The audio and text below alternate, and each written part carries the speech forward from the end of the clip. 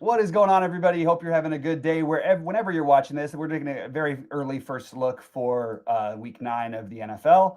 I need to get my NFL stuff going because I've been tearing up these MLB showdowns. I got second last night in the lottery. Oh, did you? Yeah, I actually was in first until the last. Well, I was tied for first with one guy, and we were two guys because we were tied for like 11,000. But then the last meaningless Dodger run crossed, and I lost by a tenth of a point. So that was kind of frustrating. And then also the NBA was a little frustrating because I had my one big buy-in lineup. The hand builds have been good to me, and I was there was nobody behind me in the top 100 who had any more time remaining than my guy, which was Zubac, and they were all behind me. All I needed was a little more out of Zubac, and he had 30. He ended up with one fantasy point in the last 25 minutes of game time because they got killed. And I finished 8th instead of what looked like it was going to be a good second place finish, but. I need to get the NFL going, Sheets. So we're going to look at it. A couple of comments on last night's slate. I had the similar thing. I only needed 81 from Zubac to win. That was it. And I didn't quite get there. But what we really should have done is, given what you just said about the result, what you didn't know, is should have just taken your freaking instinct and just bet the crap out of the freaking Warriors. It's like, you're like, why are the Clippers favorite exactly? I'm like, yeah, I really could not. I was so convinced that we were missing something, that there was something missing. I still think that it should have been because it didn't make any sense. But maybe you're right. Maybe I should just take the line that makes no sense and go against it. So I'm going to share my screen. I'm sharing the from DraftKings because, as you said, SaberSim's a little. That was the NBA. They were off. Okay, that's okay. No, but there's no projections up for football. Good. So nonetheless, and we'll get our first look, and then our first looks have been pretty freaking good. So. So we got a fun slate in that we have 3 games in the afternoon. One of them being like the game. Just the game in general. I don't know what DFS wise, but Kansas City Buffalo we got, and it's so funny. And we'll talk about that as we get closer also. But it used to be. At least my always views was that when you had this type of matchup, like in the regular season, you'd have both teams being a little cagey. About not throwing the kitchen sink out there, because there was always kind of like this assumption they'd end up in the AFC Championship game or something like that. But I don't know. I don't know about that. Kansas City is flexing right now, and Buffalo, man, they're up as crap for this game. You know what I mean? So we'll see about that. But I guess we'll just go game by game and give our first takes on some of this stuff and our first observations. Is everything broken? Because I'm looking at the NFL page right now, and they have it's just everything's just seems to be broken today. SaberSim. No, this is the NFL page. They've got every game starting at 3 p.m. Eastern time on Sunday. What do you mean the NFL page? What does that mean? NFL.com, like NFL. I don't think I've never been to that site. The NFL schedule. Okay, and then RotoGrinders NFL page, same thing. Every game starting at 3 Eastern time. I got DraftKings is looking good. So no, I'm just saying it's just funny. I don't know what. Maybe it's because I just got off the phone with the pharmacy because I was trying to get my stuff refilled, and they're telling me their system's down for like the 9th time in the last week because of the AWS server or whatever. Whatever's happening out there, it's just weird to see. But anyway, we've got what we need as far as all the everything else goes. Sheets, I guess we got an interesting one to start off with. What is this going to be? What everybody does this week? Because it certainly seems tempting. It's going to be one of them. Now the first thing to note is that before the last drive last week, okay, so the Jets made this big comeback and they managed the clock well, they managed the 2-point conversions well, and they took the 1-point lead. And as they were taking the 1-point lead with Bengals with 1 possession to go for the win, Joe Flacco went to the locker room. And everyone was like, you got to be freaking kidding me, right? Mm-hmm. And Jake Browning was literally warming up, ready to come on in that type of situation. And then Flacco came back out onto the field and finished the game. And now he's got a Q tag. So he says he's not going to practice Wednesday. We'll just see what ends up happening. My take, by the way, about that whole thing is that, well, not my whole take, whatever. I think that if Flacco is out and Browning starts, I think Browning's going to be 50% owned. That's going to, or maybe not 50, but I think that's just too good of a play with his weapons in this type of team total. we're gonna see. Okay, but legit 4K is just no good with Chase and Higgins and Chicago in this whole thing. Okay, it's a big total, and both of these teams are rating to score some points. So I guess we'll start with the Bears side. Swift is going to look good. Adunze, DJ Moore. We'll see if Burden plays or whatever it is. Loveland, even. I mean, the Bengals have just gotten I mean, listen. You saw what happened last week. You saw what happened or whatever. I mean, like the week before too against the Steelers. Not the Steelers. I mean, Steelers are obviously better than Jets offensively, but yet still, they literally could not stop a possession. The Bengals, and the Jets scored 39 points with no skill players except for Minnesota, obviously. You know what I mean?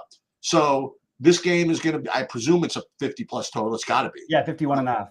Yeah. So this game is obviously going to be played by a lot of people, and watch the weather. I guess that's the only thing I can imagine is going to get in the way of this game getting a lot of love, and I can't exactly argue against it. Yeah, it's really hard to get. I mean, again, it really does depend on the Browning thing for me, but and based on the spread, it's weird because they still a huge total, but I guess I would have assumed that this game would be almost like a near pick'em range, not the Bears -3, and the Bears being -3. I don't know, just reading into it early. If it is Browning, I definitely have less interest as the whole game stack, but it's hard to ignore the Browning part on its own, with Chase and Higgins. So I mean, I like everything from this game. The thing I would say is that I still get a little worried with Swift because they do give Monange some of those touches, especially close to the goal line. But it's such a good matchup. Maybe that offsets it. Chase Brown was one of my plays that I got onto late last week, and I really felt good about it. He had a great game, but I still saw Samaje Perine out there. I felt like every time I looked, Samaje Perine was out there, and it kind of threw me out. I said, Samaje Perine usually doesn't get carries; he gets targets. He had 9 carries last week. He had full drives, Yeah, and it's a little nerve-wracking. Yeah. But this run defense is so bad that I really would like to play Chase Brown and just say, okay, that sounds good. And then I think Adunze and DJ Moore are both very solid on the other side. Kmet should be back, so probably not much interest in Loveland because of that, although I think that they'll start to work him in more and more as the season goes. But yeah, the whole game seems like a pretty good spot to start this week, and I think it's where a lot of people are going to start. So it makes a lot of sense. So Minnesota going into Detroit, you have Wentz out for the year. So JJ McCarthy, like it or not, is going to get another shot. I don't think if Wentz is back, I think he would have been playing anyway. Okay. That's so they're trying to figure out some solutions, in Minnesota. Now now that whatever doubt has been removed. Okay, so it's McCarthy in there, and it's a tough spot. Detroit, Detroit is going to be favored. They're going to be sending people after McCarthy. It's going to be a very, very difficult situation for him. But it's going to be a good game script for him. So I imagine that, these wide receivers for the Vikings sort of have to be in play, I guess. But, I mean, let's talk about the Detroit guys. I mean, St. Brown, 83. Seems like a lot. Okay, so Jamison Williams is free. You know what I mean? 4,800 in this. I mean, that's no good. I mean, that's not a good price. He's been really bad lately, but I hear you. Yeah, I'm not interested in people just saying he's bad. Yeah, okay? I hear you. I like that. I mean, that just stands out without looking at Saberson. Without that stands out as kind of like an easy must play almost in this game. So I like Jamison Williams. The only thing that, again, maybe this is like the boogeyman, kind of getting me. I always worry about playing too much offense against Minnesota's defense or whatever. But maybe it's not as good as I think. And Detroit, it doesn't matter. They just are so aggressive. They'll be going for every freaking fourth down and all this stuff. I think the Detroit offensive guys are kind of matchup proof, sort of, especially at home. So I think Jamison Williams will be my priority from this game. And I'll just leave the rest to you, I guess. Oh, it's the first time you get to say it before me. I do like Jamison this week, but I've liked him a lot I've liked him when he's had some big weeks, and I've liked him when he's had some literally zeros, like last week. I do still like him. I like the look. It's going to be hard to get to him, but Amon-Ra as a pivot off of Chase, I think that's totally reasonable. One thing is the Vikings will try to bring pressure, and I think it's going to open up the passing game. So I'm a little higher on the passing game. At the same time, it just always feels like you're going to have some Gibbs exposure, like on a big slate. He's expensive too. But I would prefer the passing side of this game. And on the Minnesota side, I actually really like. I mean, look, Jefferson is I think a great play, and Jordan Addison seemed to have a great connection with Wentz, especially. But I still think he's fully in play, and then both tight ends. So right off the bat, two games that I am very high on. There'll be a bunch that I'm not, but I sort of like a little bit of everything, but especially the passing side of this game, I'll be heavy on. And for what it's worth, they're too expensive, the Lions defense. But if you got like a ton of value, there's a chance that this could be like a bludgeoning. You might see like a 38-7 game. It wouldn't shock me at all. And McCarthy just gets rattled. It's a tough spot against Detroit. I mean, we saw what they did to Darnold last year, which basically is the reason he didn't get a contract from them. So yeah, they can be tough. Okay, so I guess for this next game, I guess we're gonna have to try to manipulate or analyze a little coach speak once it comes out. And I haven't really looked at it yet, but so last week, heading into Green Bay's game against Pittsburgh, Josh Jacobs was not feeling well most of the week. He had like a sprained calf or something like that. Mm-hmm. But he played, and basically you looked terrible and like could do nothing. And then Emmanuel Wilson at 0% ownership in the showdown came out and just dominated. He had 11 rushes for 61 yards, I think, and 4 targets or something like that. Yep, that's right. And he is 4,200. So we have to try to. I mean, I think it's worth spending the effort figuring out what's going to happen over there, because one thing is that he might get looks anyway, because I mean this is a huge spread, right? Yes, 14.5. Yes. That's a big spread, or 13.5. Yeah, again, there's a lot of running backs as always that I want to play, but maybe this is a sneaky thing that you touched on, and maybe even if you just use it for the morning slate or something. But I mean, Jacobs is going to play, but maybe that Wilson thing is kind of an interesting pivot for maybe your morning slate and just get different with your builds of that 4,200 play. I don't really have like a lot of interest in this game, to be honest. I'm a big Matthew Golden guy. I want to try and be ahead of the field on him. But again, they've got their receivers back.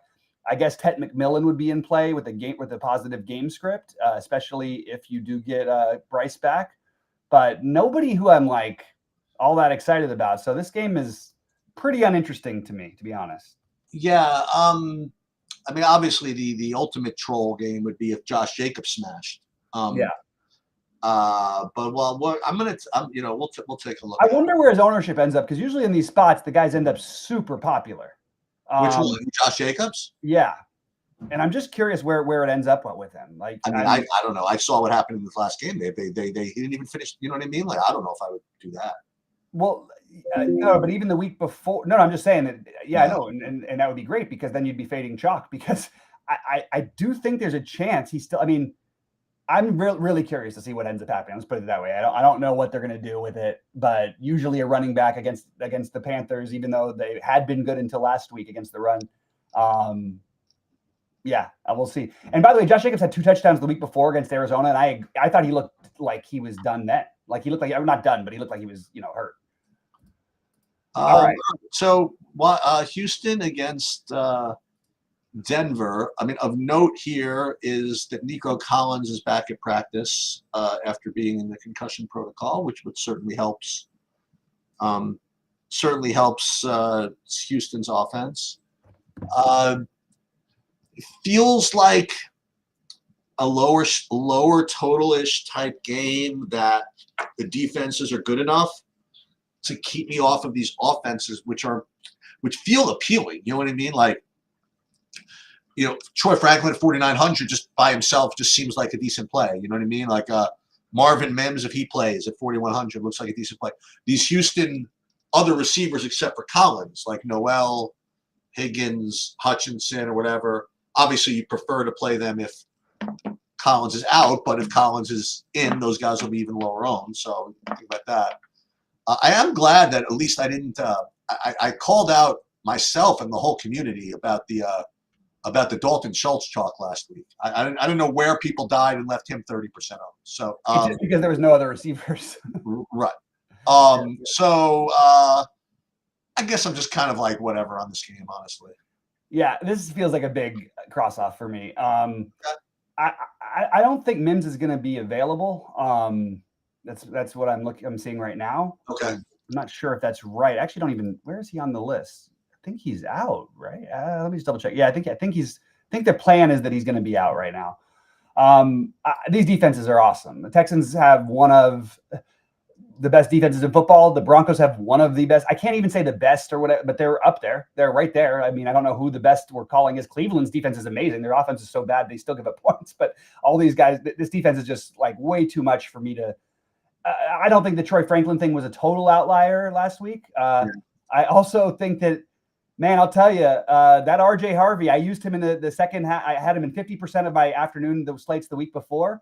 And of course, this week he puts up like 25 at 0% ownership. And I just wish I would have done it one more time. Would have gone back to the well. Yeah. But, this feels like a very ugly spot. I like Woody Marks going forward this season. I don't want to play him in this game, though. 39 total. Jeez. That one. Speaking of which, I mean, Atlanta, New England, Atlanta coming off just a miserable display, which we sort of half predicted against Miami, honestly. Yep. Cousins was out, was bad. Bijan Robinson scored like 0 fantasy. The whole experience is bad. And going into New England off of that does not exactly seem like an inspiring spot either, like for Atlanta. Which means that you should probably pay Bijan. That's coming off of that. But at 8,700, I'm just not. I don't think I'm going to do it. New England, I still never quite figured out what to play on New England. But every time I play these New England stacks, I end up in contention for a lot of money. You know what I mean? Drake May just always seems to do things. So I don't know. Maybe my instinct is to avoid this game. But what are you going to talk? You want to talk me into some New England stuff? Yeah, I actually do. Well, first, I have a run back who I like a lot. On the Atlanta side, the only one who really stands out to me is Kyle Pitts. Okay. The New England team has been terrible against tight ends. Kyle Pitts has been looking much better, and he's still very affordable. So there's going to be other tight ends I like, but I do like him. And I think that one thing is Atlanta's defense is better than people think it is. I'm not sure that it matters that much.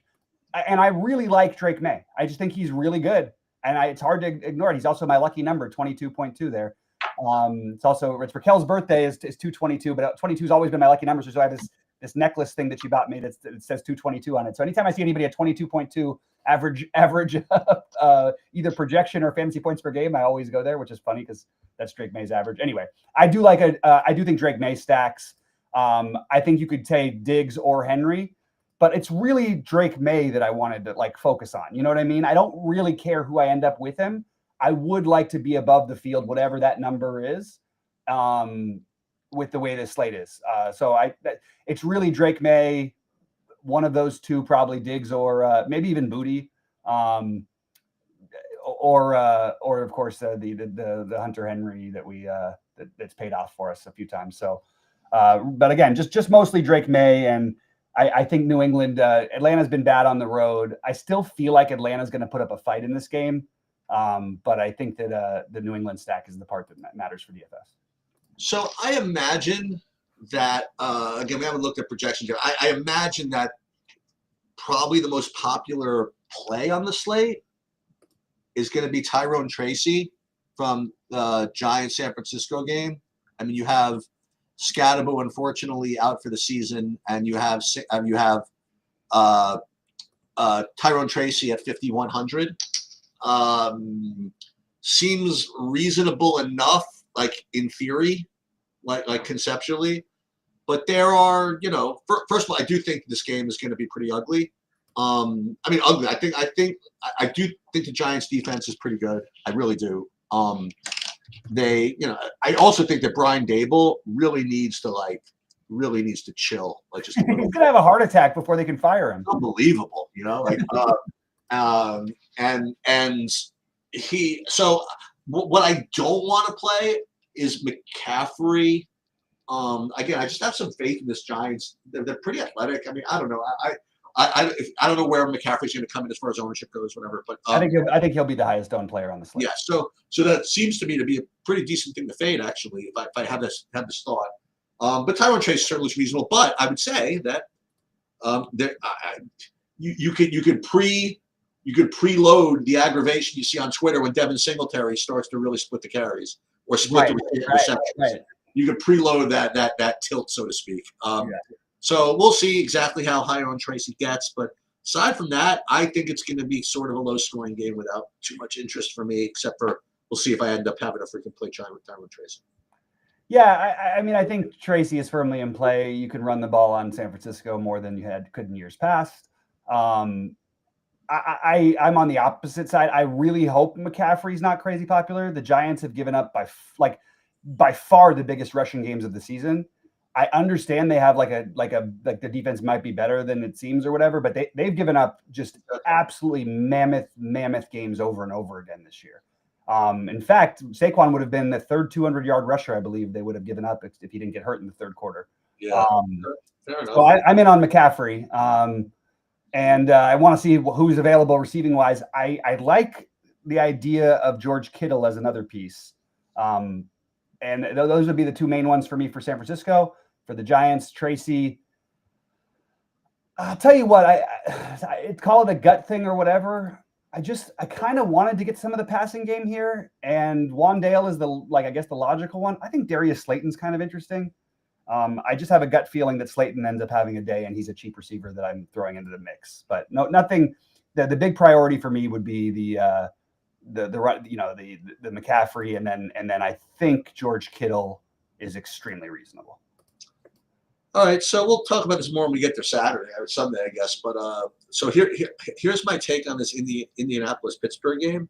So Indianapolis is obviously just like flexing on like the whole league right now, and Pittsburgh in this last couple of games, I mean, they couldn't stop, Green Bay, they couldn't stop the Bengals or whatever it is. But I've just been around like too many years, and I 100% confident that the Steelers win this game outright. I mean, like. Wow, I love this show because we're on such opposite pages. Yeah, I'm just and it has nothing to do with much anything analytical. I've just lived with these freaking Steelers my whole freaking life. You know what I mean? And the Indianapolis coming off of all these games where they've walked through like probably teams better than the Steelers. They walked through the Chargers or whatever it is. And the Pittsburgh coming off of two really bad games in a row. Like the Bengals game was an atrocity. And the game against the Packers was no bargain either. But that's it. That's just my opinion, and I think that you're gonna see Aaron Rodgers have a good game. I think that you're gonna see DJ Metcalf at sub 6K have a good game. I think you're gonna see Jalen Warren have a good game, and not that Pittsburgh's gonna be able to stop Indy too much, maybe, but I think that you can come right out and play all the aforementioned guys I mentioned on Pittsburgh. And then on play whoever you want on Indianapolis. I would not play Jonathan Taylor in this game, and I have no proof Pittsburgh can stop anybody, honestly. But he's 9,800. Unfortunately, I've just seen this too many times. Maybe it's vibes, maybe it's whatever, but that's just my opinion. I mean, 9,800 is enough of the reason, right? Like that's just a really hard price to get in. I love the Colts here. I think the Colts are going to beat the hell out of them. I don't know what I really like the Colts -3.5. I don't think Pittsburgh's very good. And I think they're going to be exposed against a team like this. That's just my take. Now, it used to be the worst take ever to take a team against Pittsburgh and play an offense. I like every bit of the Colts offense. Taylor, look, I don't know if I'm going to be able to get him. I slightly prefer McCaffrey because I like the matchup a little better. This has been the worst team against the passing all season long, Pittsburgh. Yeah. And I'm not going to bet against the team that's been one of the best at everything all season long. In fact, I actually think that I don't think it's even that close. I think the Colts are having the best season by so far and away that if you change their name to the Chiefs would be like -500 to win the Super Bowl right now. I love the passing. I love Daniel Jones to Pittman. I love him to Tyler Warren. Best matchup for tight ends in football. Best matchup for wide receiver ones in football. I like Alec Pierce and Josh Downs if you want to get for a hammer stack. I love DK on the other side because Indianapolis will give up some yards and some big plays. That's one thing they do. So I really like the DK Metcalf on the other side. And I think you have a nice little stack there. That's the way I want to do it. But if you wanted to include some other names, throw Calvin Austin in the mix as a cheap, maybe could get me there wide receiver. I'm not opposed to that even. So very, very high, but Tyler Warren and Michael Pittman are two, I think, the best plays on the slate. And it's weird because you have Jonathan Taylor on your team, so you're kind of in trouble if it goes the other way you'd think. But somehow for the Colts, they just divided up so evenly. And I love this game. We've had no games with like 50 totals all season long. We've got a bunch or a few this week, and this is one of them. So I'm very high on Indy, less high on Pittsburgh, but I do think Rodgers. Maybe it's garbage time when you can get there. I'm not as interested in him specifically. I do like the Metcalf though a lot. So that's where I'm at. LAC, Tennessee. Tennessee is, let's call it what it is. They've not been good, but they try.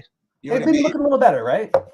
They try, and Tajay Spears was not bad last week. I think Tennessee covers this game against the Chargers. It's like it's just a ridiculous game for the Chargers to imagine playing their best in. You know what I mean? And Tennessee's going to, for what they're worth, Tennessee's going to try their best every game. Okay, like you get that. So yeah. They're like an 11-point favorite or something like that. So I do like Tennessee to cover, and I think that Tennessee plays hard enough to keep me off of the Chargers too much. So I'm going to probably just kind of fade this game. Yeah, this is I don't know exactly what to do with this one because you want to play people against Tennessee. I guess I'll start with Vidal as being, I guess, the main guy. They look. It's not even that their run defense. Historically, you never ran the ball in Tennessee. That's partly was a Vrabel thing. Don't let him run on you. Now everybody's running all over. They've just given up. They get up like twice as many touchdowns as anybody else does to the running backs. And why not, go right back to Vidal? I feel like so that seems like the logical first start. This Gadsden thing. I just want to talk about this for 1 second. I was very quick, and I still am. I think Tyler Warren will be the best tight end in football, along with once if Bowers ever he'll recover and he'll be back or whatever. But I'm not so sure that we might have not missed Gadsden might be like the next freak of all. He's special. There's something about this guy where I feel like he's he might end up being one of the best catching tight ends in football. Maybe the best. I really think he's got that kind of a ceiling. So I'm on the Gadsden is no joke. But I don't know that this is the right week because I love Tyler Warren so much this week specifically. So look, you're going to get an unowned Quentin Johnston who disappointed everybody last week. I have no problem with going back to that. You're going to get a potentially lowish owned Keenan Allen and then probably a high owned McConkey. All of those guys are firmly in play. Don't have like a giant preference other than to say that you're going to get a very low owned Quentin Johnston. So I have this as a big question mark outside of the fact that I think I do like Vidal, and I've sort of talked myself into that one. Oh, my other take is Amenor for the rookie for Tennessee. He got his most looks, I believe, last week, or maybe second most looks. I don't mind the idea of taking a shot with him at 3,800. I'm looking for some cheap receivers because I like some of these spend ups this week. So Amenor is on my list. Okay. New Orleans, San Francisco. I haven't. New Orleans Rams. Right. Sorry. I think that Nakua is on track to be coming back this week. I don't think that there's any need for him to, like if he's even halfway. Stay home. What's that? Yeah, that would be my advice. But so let's just say that if he's playing, he's probably 100%. That's going to be my take. They're a 100-point favorite against a team that is. I imagine they're replacing Rattler with what's his name for this game at least. But we'll see. It doesn't really matter too much. I think the Rams are gonna blast them, and I think it's a pretty easy Kyron Williams game. I think that the Rams should be able to pound the rock like they probably want to do, and just kind of get out of there with the big win. So I think Kyron Williams is, to me, like very, very obvious. And then you can always still play these New Orleans run backs like Olave and Shaheed and whoever. But I think that's my idea is just Kyron Williams. Yeah. We'll see if Puka plays. I don't even think like you need to like Puka. Look, he's always a great play. Like, I mean, I don't even think we need to really talk about it much, but I don't like, this is not like the game script doesn't feel right. I mean, this is one of the biggest totals of this season in terms of spreads, 14 points. I actually thought it would be more even potentially. I think it was more at one point. I love Kyron Williams. I actually really do like Olave and Shaheed on the other side. Because with Shuck out there, I think we might see more dump offs to Kamara. Maybe I'm just talking myself into it. So I'm a little bit interested in the garbage time effect of the New Orleans side of things. So Olave and Shaheed on my list, and Kyron Williams are the main pieces. If you want to play Nakua, great, play Nakua. If you don't want to play Nakua because you need money elsewhere, that's fine with me too. I don't have a strong take. It's one of those weeks where I'll probably just like, unless I'm getting like 50% of them, I probably won't adjust his number at all. Because I don't think I want to just sell myself on a guy coming back who's our future of our season for one of the best teams that's going to, I mean, the Rams are going to win this game easily. I don't feel uncomfortable saying that. I think it's pretty much going to happen. Might be close-ish at halftime, but that's about the most I could expect. Somebody you mentioned, I believe that Brock Bowers is probably going to play this week. Yeah, so that's another one we have to think about. I think you just have to play it. I mean, like, he's 5K. But what's his name is 5,100. Tyler Warren, who I would argue is just as good, if not better, than Bowers, and he's got the best matchup in football. Or like you would say, you could just play them both. Yeah. Oh, that's true. That's true. Just play them both. So Bowers, I like him. What about Jacksonville? So if you played, well, we got to see if Brian Thomas Jr. is in, I guess. He's questionable. I don't know what. He had the bye last week. Travis Hunter, 4,700. Yeah. Is Trevor Lawrence going to be popular? I guess, right? So should be. Brian Thomas, Travis Hunter, Brock Bowers. Yeah, you could stack this game. I got no problem with this one either. So yeah, I don't know if I want to play Geno necessarily, but I like Brock Bowers. I like the Jacksonville quarterback and receiver. Yeah, give me the over on this game. Give me the over on Jacksonville. I don't know where the ownership's going to end up here. I feel like we got to hammer this. That's my take. My favorite game. When you factor pricing and everything in, I think you play one of Thomas or Hunter or both. I would rather probably just pick one. On the other side, you can throw the ball all over on Jacksonville. Give me whatever receivers are healthy. Bowers, Myers, Tucker. I'm interested in all of them, to be honest with you. And I don't care that Tucker's price is 4,800. Give me the unowned Trey Tucker, who's their most productive receiver this season. Even though I know his price is up a little because they had no Myers last week. I like this game, and I honestly like both sides of it. I do like Geno. If we're going to talk about playing somebody at 4K, and I understand Geno's been bad this year, but like he's going to chuck it. He's going to give you an opportunity to have a big number. I'm kind of in. Like, just give me this game, and I think Lawrence and Geno are just awesome plays. Geno's 4,600. I mean, and then you got the Bowers, and I just think there's everything in this game. There's really no part of it that I don't like, except I don't want the tight ends from Jacksonville. That's everything else to me is like, let's go. Well, and I don't love the running backs that much. Genty's fine. I'm kind of given up on the Etienne thing. I just can't bring myself to do it. But yeah, I like the passing game. I'll tell you, I think you're right. I think McCaffrey's too cheap at 8,800. I think he's gonna. Yeah, I think it might be the week for him. Yeah. And Kansas City, Buffalo, and obviously, two of the top, maybe 4 teams in the league, I guess. Yeah. Maybe. I mean, Indianapolis certainly is in there. You could still say Detroit's in there. Whatever. Anyway, obviously an amazing game. You have Rashid Rice back, and now he's actually like a normal price at least. So it's actually a decision whether you play him or not. So he's 7,600, Worthy 56. And as usual, though, Mahomes is probably going to spread it around. Now, again, we're coming off of a very pedestrian performance by him with interceptions and stuff. And, he still got it done or whatever. Yeah, it was one of his worst halves ever. And you know what? And looking ahead to Buffalo, these things happen. It's the way it goes. But I expect to see a big game out of him. We've talked about Buffalo's defense nonstop here with us with a healthy degree of skepticism. So this game could. I was about to say this game could kind of go off, but how does anybody score in Kansas City? Like this is the issue.